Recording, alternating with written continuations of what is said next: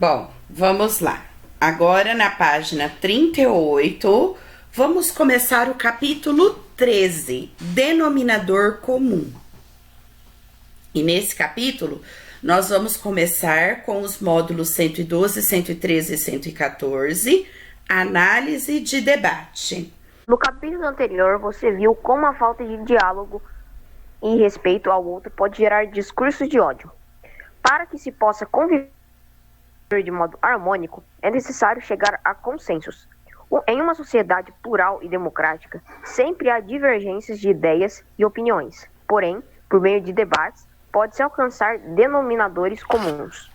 Muito bem. Aí nós vamos lá para a página 40. Isadora, leia o primeiro parágrafo da página 40, por favor. Ao se estabelecer um diálogo, o debate permite a construção coletiva do conhecimento. Como você viu no 7º ano, no debate pode-se tanto aprofundar discussões sobre temas polêmicos, como também chegar a tomadas que envolvem o interesse público. Não, a tomadas de decisão. Decisão e a resolução de problemas. Geralmente, questões polêmicas que envolvem o interesse público costumam gerar amplo debate na sociedade, sendo discutidas em situações formais, como nas assembleias legislativas, mas também nas informais, como em programas televisivos ou em redes sociais. João Batista está com o microfone. Obrigada, Isadora.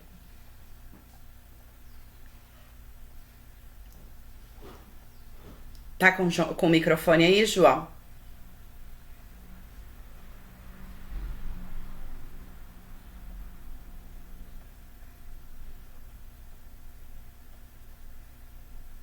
Tá.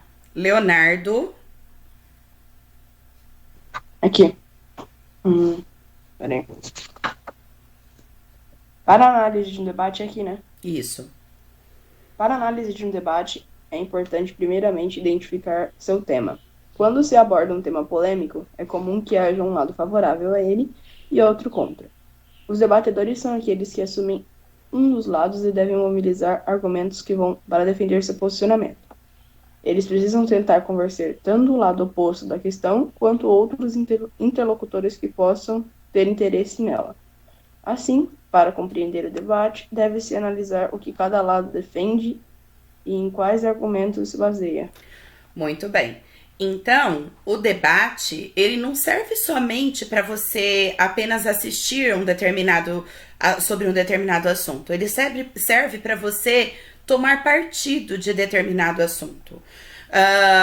Os debatedores, quanto mais argumentos eles colocarem, melhor o debate será.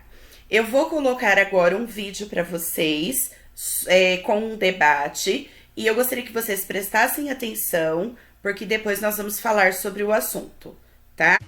As ciclovias e ciclofaixas de São Paulo estão longe de ser um consenso entre os moradores da cidade. Se de um lado elas podem ser uma solução para os problemas de mobilidade que o paulistano enfrenta, muita gente acha que um projeto de tão grande impacto deveria ter sido mais elaborado antes de ser implantado. Bom, para debater o assunto, eu e a Adriana Couto vamos conversar agora com o engenheiro Luiz Fernando de Pierro e com o músico Curumim, que anda bastante de bicicleta por aí. Então, boa noite a vocês. Obrigada por terem aceitado o convite do Metrópolis para falar sobre esse assunto. A primeira pergunta é a mesma pergunta para os dois, tá? Eu queria saber de vocês se vocês acham que o uso da bicicleta, a adoção da bicicleta em São Paulo hoje, nos dias de hoje, se ela tem auxiliado no transporte público da cidade. Luiz ou Curió, como eu sou, descobri que seu apelido é, damos Curumim e Curió hoje no programa, parece aquela dupla caipira. Ótimo. Luiz. Eu acho que ela tem ajudado, mas ela não está sendo pensada exclusivamente para ajudar. E por falta de uma estratégia de planejamento. Eu acho que deveria ter uma estratégia exclusivamente para que a ciclovia alimentasse o transporte coletivo por causa da escala, do tamanho da cidade de São Paulo. Eu vou acrescentar uma observação na pergunta da Marina para você começar a responder, Curumim. Você anda de bicicleta há muito tempo? É até engraçado, porque eu andava bastante. E aí eu sofri três acidentes, assim, né, com carro, né, 3 atropelamentos, assim, graças a Deus não aconteceu nada. Você de bicicleta e foi atropelado por carros. E aí depois o terceiro eu falei, eu acho que eu tô viajando, acho que eu tô Eu acho que essa exagerando. cidade não foi feita para andar de bicicleta, né? Isso foi pré-implantação? Foi antes, foi bem antes. Mas aí eu comecei a perceber primeiro assim, a rua era uma luta por espaço muito grande e a luta era muito desigual, eu de bicicleta e as pessoas de carro, entendeu? E aí eu comecei a ver a fragilidade disso, assim, eu andando no meio de um monte de carro, eu falei, caramba, se alguém, sei lá, qualquer coisa acontece, pode ser muito fatal, assim, sabe? Você se sente mais seguro agora? Você anda de bicicleta nas ciclofaixas? Olha, eu não tenho muita ciclofaixa perto da minha casa, por exemplo, então a situação continua mesmo meio parecida ainda, sabe? Porque até eu chegar numa ciclofaixa, eu passo por muita rua ainda. Bom, e aí só faltou você responder a pergunta da Marina, que eu fui tipo desviando aqui a minha bike. Você acha que auxilia? Eu sou super defensor, eu acho que é um meio bom, gostoso, saudável e eficiente, né, um meio de transporte. Claro que isso é muito pessoal, eu sei de muita gente que nunca vai pegar uma bicicleta para ir de lá para cá, assim. Mas eu acho que é importante ela ter o seu espaço também. Você sabe que a gente tem uns dados aqui de uma pesquisa feita pelo Ibope, que em um ano, né, o número de ciclistas em São Paulo cresceu 50%, né, e além disso, 88% dos entrevistados disseram aprovar as ciclovias. Mas eu queria saber, Luiz, de você, quais são os pontos criticáveis, digamos assim, o que você considera pontos a serem melhorados, ou enfim, a gente estava conversando um pouco antes, você apontou várias coisas. Ou até que poderiam fazer esse número subir, né? Porque é um número considerável, né? As pessoas estão aderindo, mas será que poderia ser melhor? Antes de falar sobre os criticáveis, vamos falar sobre os elogiáveis. Primeiro, a gente ia chegar lá de qualquer maneira, mas tudo bem, vamos inverter a ordem. A iniciativa de fazer ciclovia na cidade de São Paulo é fantástica. E as ciclovias já são irreversíveis no Brasil inteiro. Todas as cidades médias, nos seus planos de mobilidade, ou cidades grandes, vão incluir a ciclovia sem dúvida alguma. Então, essa é uma pauta que não está mais embaixo de nenhuma luta, né? A ciclovia, ela é uma unanimidade, todo mundo é a favor. E não só no Brasil, como no mundo também, exatamente, né? No mundo inteiro. E o que o Curumim disse sobre o risco, os acidentes que ele sofreu, as ciclovias trazem muito mais segurança, se elas forem feitas adequadamente. Algumas não estão sendo feitas com os requisitos de segurança que deviam ser feitos, questões técnicas, mas ela aumenta bastante a segurança. Bom, agora vamos para falar sobre as questões criticáveis.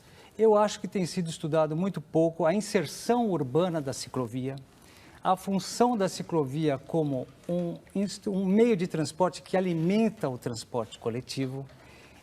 Ela tem sido feita muito no centro expandido de São Paulo. Eu não vejo ainda, dentro do plano, mesmo porque não tem o plano, a implantação dela nas zonas mais onde tem mais trabalhadores, precisando do acesso ao transporte coletivo, na zona leste, na zona Você não acha sul. que não é uma questão do pouco tempo que ela está, é realmente um planejamento que...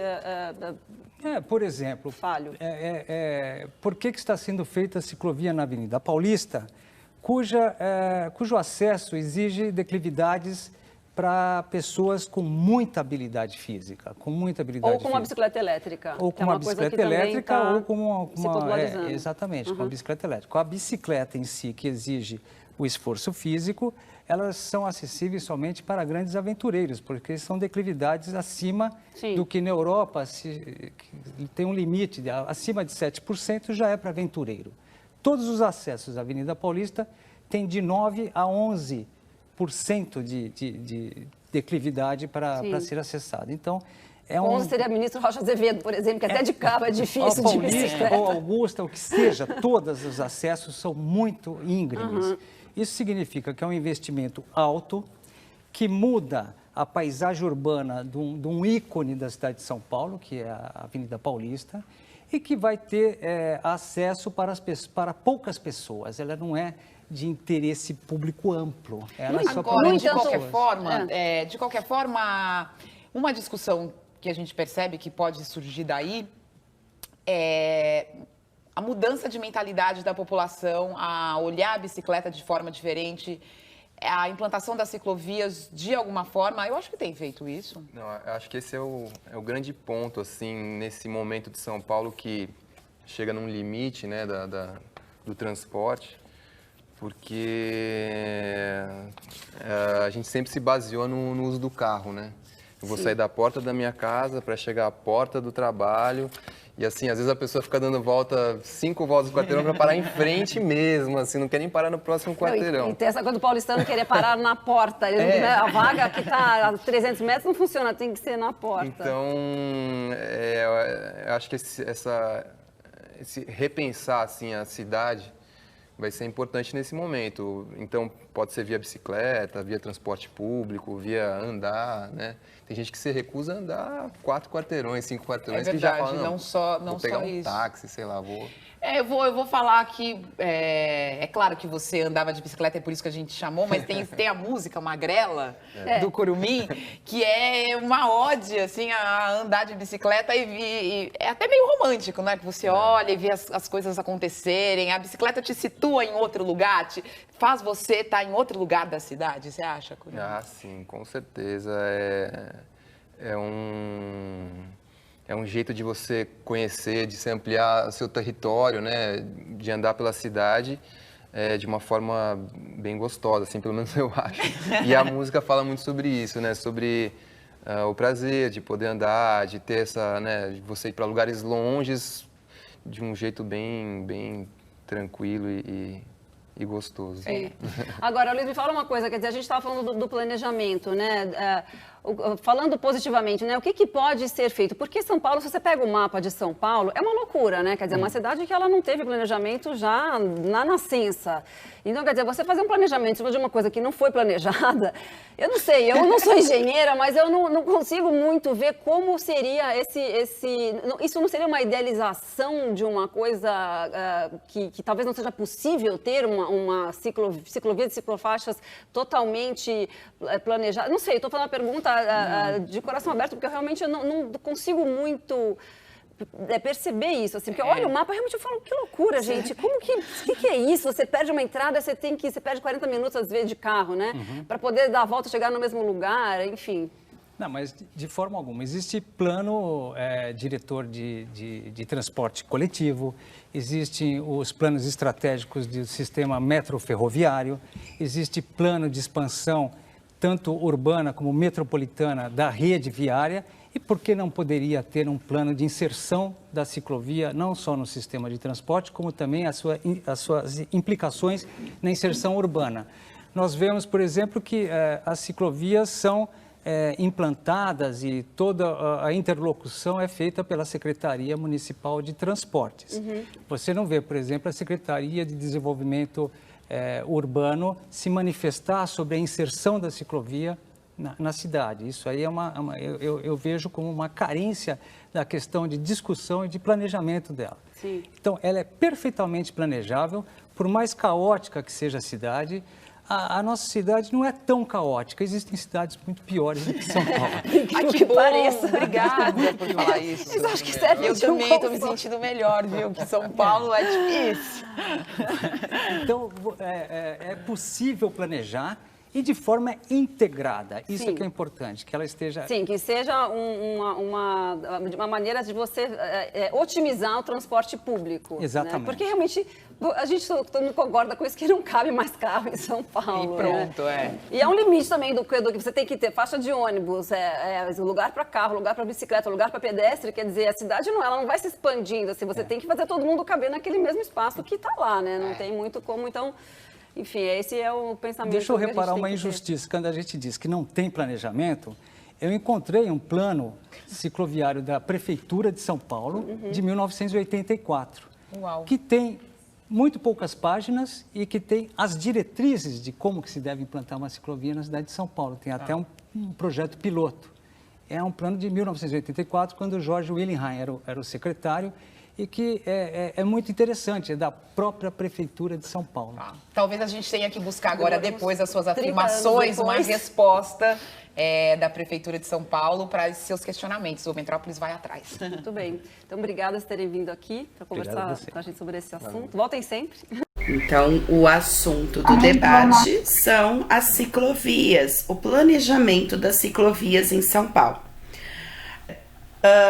Manuela, parágrafo embaixo do que o Léo ia seguir. Leio a seguir o texto que trata a instalação de ciclovias na cidade de São Paulo. Embora atualmente tenham se tornado populares, elas foram alvo de polêmica inicialmente.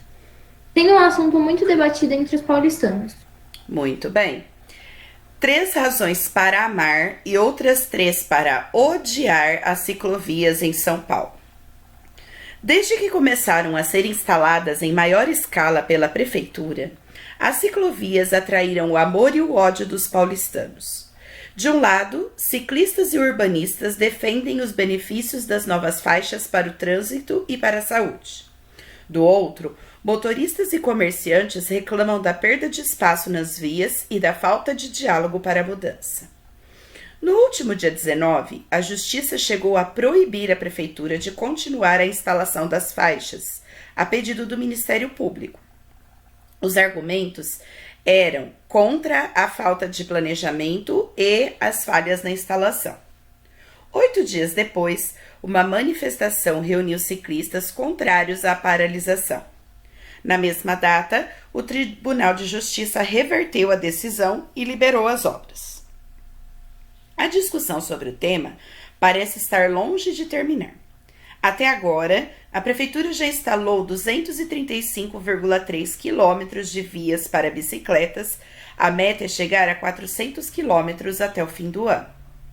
Veja agora 3 motivos para amar e outros 3 para odiar as faixas para bicicletas na cidade, de acordo com os principais interessados no tema. De que lado você está? Para amar as ciclovias.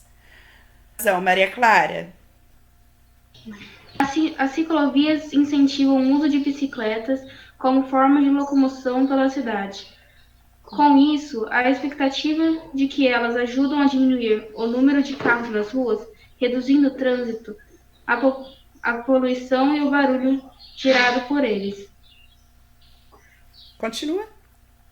Nas palavras da Ciclovidade, Associação de Ciclistas de São Paulo, as ciclovias reduzem os desperdícios públicos e privados com os congestionamentos e a evidente falência do sistema de transporte com base no automóvel.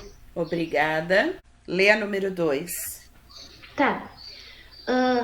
Fazer exercícios físicos é importante para a saúde de todos. E andar de bicicleta é uma ótima atividade.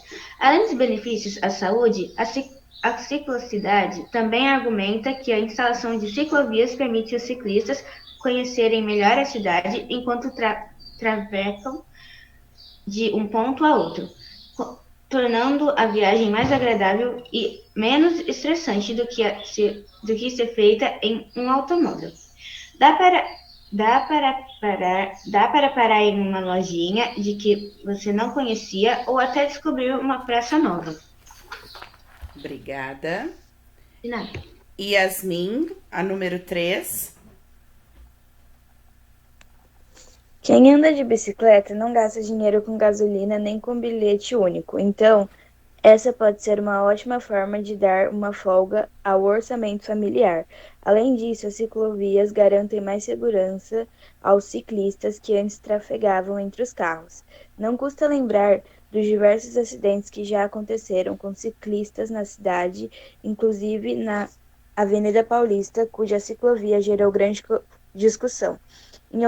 Em outubro do ano passado, o ciclista Marlon Moreira de Castro morreu após ser atropelado por um ônibus na avenida que ainda não tinha iniciado as obras para a ciclovia. Muito bem, então estes foram 3 argumentos a favor das ciclovias. Agora, 3 razões para odiar as ciclovias. Leia o primeiro argumento, Alexandre. Alexandre, lê o primeiro argumento. 3 razões. Você já ligou o negócio? Já. Três razões para odiar as ciclovias. Primeira, elas foram feitas sem planejamento. Uma das principais reclamações de moradores e comerciantes é a falta de diálogo com a população sobre a instalação da ciclovia. Este é um dos argumentos que constam na ação movida pelo Ministério Público Estadual solicitando a paralisação das obras. Para a MP, é sem justificativa e ilegal a opção da opção atual de gestão municipal em proceder com a velocidade exacerbada. A implantação do sistema cicloviário nesse município, sem prévias audiências públicas, sem consultar a população, principalmente das pessoas que vivem no entorno dos locais que estão sendo instalados as ciclovias e ciclofaixas, diz a petição. Muito bem. Eduardo, a razão número 2. Outra questão é o fato das faixas ocuparem espaço antes destinado ao estacionamento de veículos. Com a ciclovia fica impossível descarregar compras, apanhar o endosso na porta de casa e comerciantes também não têm mais acesso ao seu comércio, afirmou um comerciante da região de Santa Cecília, da Folha de São Paulo. Outros moradores, dessa vez dos Jardins, questionam em reportagens do estado de São Paulo em que fazer um jantar e quiser receber amigos onde eles vão parar. Muito bem. Felipe Adolfo, leia a número 3.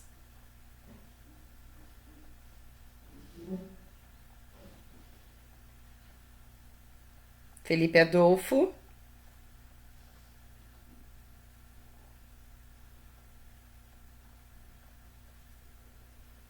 Marques. Como se não bastasse, ocupam calçadas e podem causar acidentes com pedestres. Outro argumento é de quem é contrário às faixas é a falta de segurança para ciclistas e pedestres. No caso dos ciclistas, os críticos dizem que há ciclovias em avenidas muito movimentadas, o que poderia gerar acidentes. Outra questão é a instalação de faixas em calçadas, o que pode trazer riscos aos pedestres. Na ação, o Ministério Público aponta execução de ciclofaixas em locais obstruídos por postes, placas de sinalização, com buracos, guias altas em travessia de ruas, ponto de ônibus, árvores, postos de visitas em desnível, rampas de garagens, calçadas em condições precárias, com ocorrência de empoçamentos de água, acúmulo de lama, entulhos e etc. Muito bem. Então, nós vimos aqui 3 argumentos a favor e 3 argumentos contra a implantação das ciclovias. Sim, no texto que você leu, são representados argumentos que os lados opostos do debate sobre as ciclovias usam para defender seu ponto de vista. Considerando os interesses que estão em jogo, é possível dizer que, caso houvesse a realização de um debate formal, ciclistas estariam do lado favorável à instalação de ciclovias, enquanto alguns usuários de carros estariam do lado contrário a ela. Observe, por exemplo, o argumento contra a ocupação de espaço destinado ao estacionamento de carro. Nesse ponto, há claramente uma luta por espaço em uma cidade que tem grande frota de automóveis e que tradicionalmente privilegiou esse meio de transporte. Assim, as bicicletas, do ponto de vista do motorista de carro, atrapalhariam a situação habitual da vida deles. Do ponto de vista dos ciclistas, no entanto, as bicicletas são meios alternativos aos carros, os quais causam trânsito e poluição. Muito bem. Então, nós vimos que para haver um debate, nós precisamos ter 2 pontos de partida, 2 pontos argumentativos, e esses pontos, eles, lógico, são contrários entre si, porém, precisa haver algo muito importante, o que precisa haver? Os questionamentos? Os argumentos, as contra-argumentações? Certo, precisam ter os argumentos, mas para eu colocar esses argumentos, se eu sou contra você, os seus, o que eu preciso ter em mente? Qual precisa ser a minha Opinião. postura? Sim, mas qual precisa ser a minha postura? Ela tem que ser respeitosa, porque você tem que usar argumentos, mas sem ofender o outro. Tem que usar argumentos favoráveis ao seu ponto, mas que não atinjam diretamente o outro. Exatamente. Em um debate, o principal ponto é a questão do respeito. Por mais que você seja a favor ou contra o que o opositor está falando, você precisa ser respeitoso, precisa haver respeito entre as partes, certo?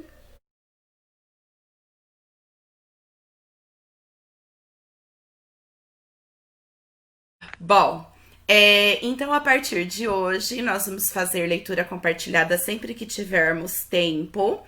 E eu escolhi para ler para vocês um livro que não é muito pequeno, chama-se As 100 Melhores Crônicas Brasileiras. Então são todos autores brasileiros que criaram crônicas, certo? Então nós vamos lê-lo.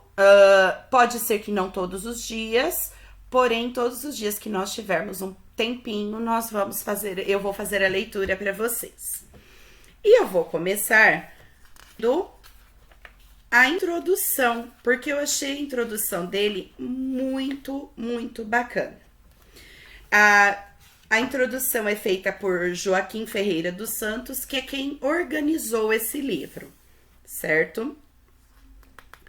Introdução. A crônica não quer abafar ninguém, só quer mostrar que faz literatura também, feitos para o momento e que pela qualidade vão ficar para... Eis o breque deste livro. As 100 crônicas e os 62 autores que transformaram um gênero chamado Hora de Menor, Hora de Literatura de Bermuda, num chorrilho interminável de grandes clássicos de referência de bons momentos em nossa língua. Salve, viva! O monumento de nação redigido em cada linha de Dom Casmurro e Grande Sertão Veredas, mas preste atenção agora que Rubem Braga vai começar, sim, como quem não quer nada, a sua aula de inglês. É uma crônica de fala mansa, sem aparentar pompa ou qualquer circunstância, como é típico da espécie, mas está entre os 100 mais de qualquer coisa escrita neste país. Temos o samba, a prontidão e podemos colocar a crônica entre o que Noel Rosa listou como outras bossas. Os ingleses talvez carreguem mais no sarcasmo, os franceses talvez apostem na erudição. Problema deles. A crônica brasileira tem uma cara própria, leve, bem-humorada, amorosa, como quase 150 anos depois de instaurada nos jornais, ela apresenta uma espetacular capacidade de ser e se comunicar com o leitor. Literatura permanece. É o caso das crônicas que vêm a seguir.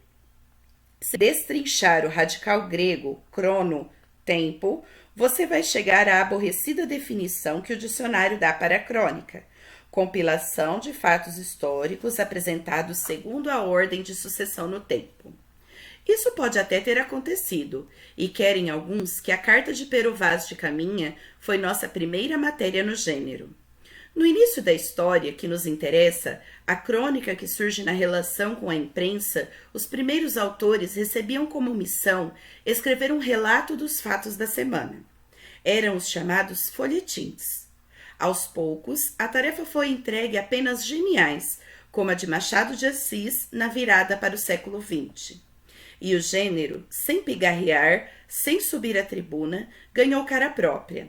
Passou a refletir com estilo, refinamento literário aparentemente despretensioso. O que ia pelos costumes sociais narrava o comportamento das tribos urbanas, o crescimento das cidades, o duelo dos amantes e tudo mais que se mexesse no caminhar da espécie sobre esse vale de lágrimas. Eis a crônica moderna. Ela ocupa hoje pelo menos meia página diária em todos os grandes jornais brasileiros. E quando transformada em livro, como no caso das produções de Veríssimo e Arnaldo, fica durante dezenas de semanas nas listas dos mais vendidos. É sem dúvida um fenômeno de aceitação, o contato mais cotidiano com os grandes autores da língua. O jornal Espelho Diamantino produziu a partir de 1828 a pré-história da crônica brasileira, ao manter uma seção fixa para os usos e costumes do período. O padre Lopes Gama, em O Carapuceiro, em 1832, e Martins Pena, no Correio da Moda, em 1839, confirmaram a necessidade editorial de registrar, comentar com verve, como desce na telha, o que se via e ouvia pelas ruas. Mas foi a partir de janeiro de 1804, quando José de Almeida, folhetim da série Ao Correr da Pena, no Correio Mercantil, o gênero começou a ficar com o jeitão atual. Alencar, um dos fundadores da pátria, comentava com graça e leveza os acontecimentos da semana. A primeira corrida no Jockey Club, a missa do galo na catedral, e fazia o casamento definitivo entre literatura e jornalismo. Em 1861, Joaquim Manuel de Macedo, autor do clássico A Moreninha, daria contribuição luxuosa ao inventar um caminho perseguido ainda hoje pelos colonistas, o flaneur, o andarilho, que comenta o que vê pelas calçadas. No Jornal do Comércio, em 44 textos, sob o título Um Passeio, ele simplesmente flanava pelo Rio de Janeiro. Zé e Joaquim deixavam o gênero com pistas a serem percorridas pela multidão de séculos seguintes. Eles apostavam, como cláusula primeira de sobrevivência, no abuso da subjetividade e na descontração do texto, para criar peças que funcionam como oásis de respiração e bom gosto no meio das crises e tragédias de um jornal. Segundo Antônio Cândido, era o início de uma raça de cães vadios, livres farejadores do cotidiano, batizados com outro nome vale tudo, crônica. O fato escolhido como tema era desde o início um detalhe de somenos uma desimportância qualquer. Um pretexto reles para que o escritor desse vira-lata talentoso viajasse a pena e desse uma geral na humanidade. Numa das crônicas de Machado de Assis, escolhida para este livro, ele fala da crise financeira de agosto de 1896, uma flutuação cambial que desvaloriza a moeda brasileira. Em nenhum momento usa a autossuficiência de um analista econômico. Não discursa, não reverbera empáfia de doutor. Machado valoriza o comportamento, como a desvalorização financeira transborda para as pessoas na rua. E com humor, vai buscar inspiração nas pombas que bicam a cabeça do apóstolo São João na igreja da Santa Cruz dos Militares. Ele não tem compromisso em informar o que está acontecendo. Está no jornal, mas não é um espaço de notícia. Abusa da liberdade. Eis a palavra mágica, e isso, nas mãos dos craques, faz o charme da crônica brasileira. Machado, autor de 3 textos nesta antologia, queria distância da solenidade dos grandes acontecimentos. Apostava no micro, declarava-se autor em que o estilo grave não cabia. Era apenas um escriba de coisas miúdas. Ele próprio avança mais um pouco na definição do que é um cronista. Nasci com certo orgulho, que já agora há de morrer comigo. Não gosto que os fatos nem os homens se me imponham por si mesmos. Tenho horror a toda a superioridade. Eu é que usei de enfeitar com 2 ou 3 adjetivos, uma reminiscência clássica, e os mais galões do estilo. Os fatos eu é que usei de declarar transcendentes. Os homens eu é que usei de aclamar extraordinários. Desencaixotando Machado, a crônica está no detalhe, no mínimo, no escondido, naquilo que aos olhos comuns pode não significar nada, mas puxa uma palavra daqui, uma reminiscência clássica dali e coloca-se de pé uma delicada, de observação absolutamente pessoal. O borogodó está no que o cronista escolhe como tema. Nada de engomar o verbo. É um rabo de arraia na pompa literária, um falar à fresca, como o bruxo do Cosme Velho pedia. Muitas vezes, uma crônica brilha que o autor esteja declarando de qualquer assunto. Não vale o que está escrito, mas como está escrito. Manuel Bandeira dizia que Rubem Braga era sempre bom, mas quando não tem assunto, então é ótimo. Ou seja, Receita de Crônica é uma obra particular, onde cabem quase todos os ingredientes. Mas, por favor, sempre com muito molho. As de Clarice Lispector vêm regadas de azeites da alma. As de Lima Barreto trazem no tempero alguma erva colhida num quintal suburbano. Não faltam bons chefes de cozinha nessa receita. Os exemplos reunidos neste livro são clássicos, elegantes, desse modo particular de escrever que se rotula como crônica. Uma iguaria de sal regado a gosto, onde são valorizadas todas as veleidades idiosincráticas, menos palavrões DSGs. Afetação zero. Eles posam no máximo um jeitão despretensioso, próximo do coloquialismo dos, como costuma fazer Aldir Blanc ou como dissimula João Antônio. Vale tudo, menos ser chato. A princípio, essas crônicas tinham compromisso apenas com o efêmero, encher meia página de jornal, manter ocupados os olhos do leitor e serem esquecidas imediatamente. Deveriam ter a durabilidade de uma notícia. Não foi possível. João Baldo Ribeiro, Humberto de Campos, Carlos Heitor Cone não conseguiram. Transportadas para a página dos livros, as nossas melhores crônicas mantêm sempre surpreendente vitalidade e frescor. Então, ele fala mais coisas, mas eu acho que essa aqui é a parte mais importante. Então, nós vamos começar com a primeira crônica. E esse primeiro conjunto de crônicas fala foi produzida entre os anos de 1850 e 1920. O cronista entra em cena e flana pela cidade. As cidades brasileiras iam se formando, cortadas pelas novidades das grandes avenidas. E os cronistas surgem como os historiadores imediatos desta cena emergente.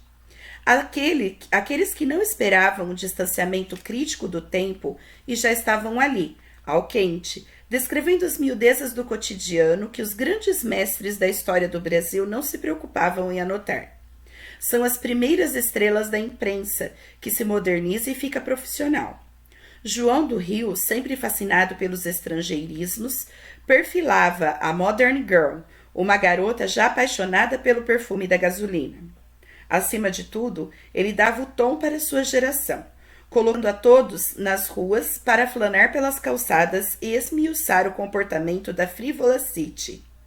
Machado de Assis, o maior escritor brasileiro, fazia em A Semana uma mistura equilibrada de jornalismo e literatura, crônica brasileira, uma maneira leve de tratar as coisas graves e uma maneira grave de tratar as coisas leves.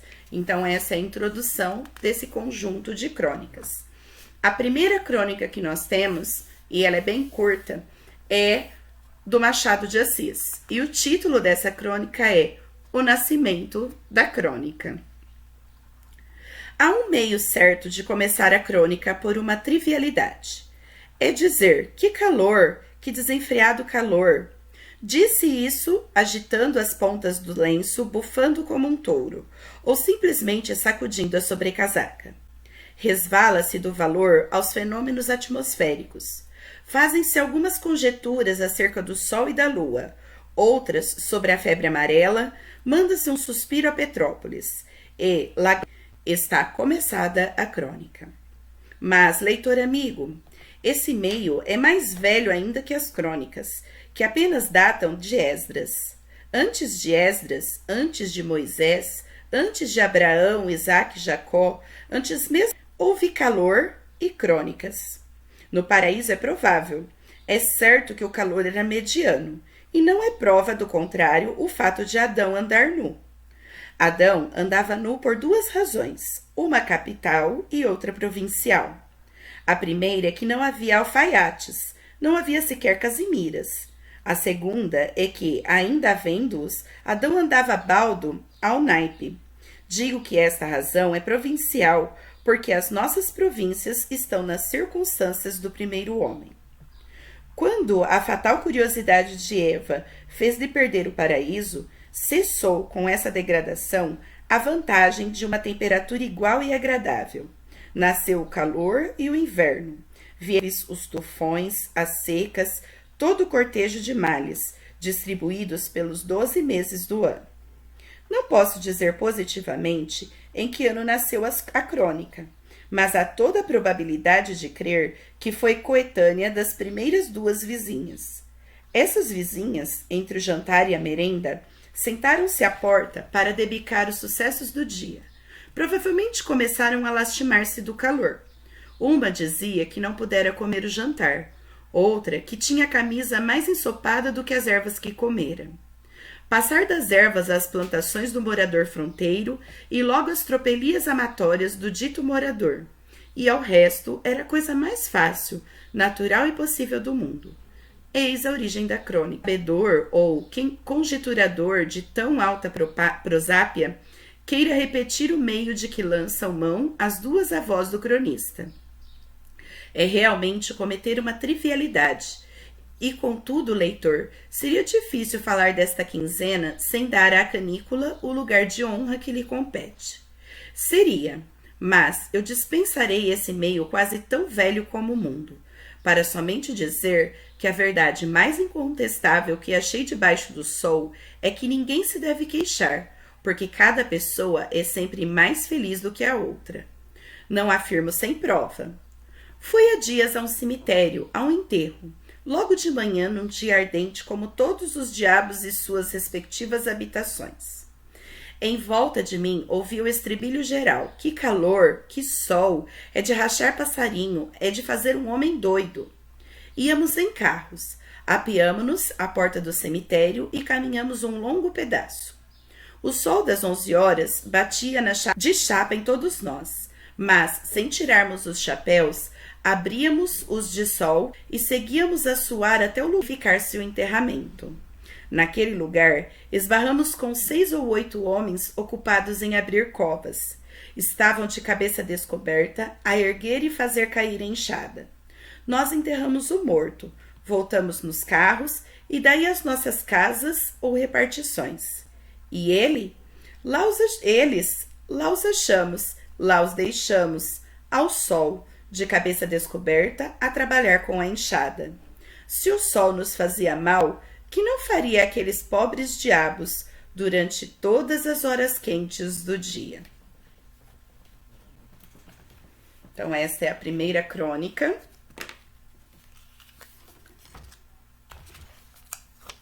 Que conta como surgiu a crônica.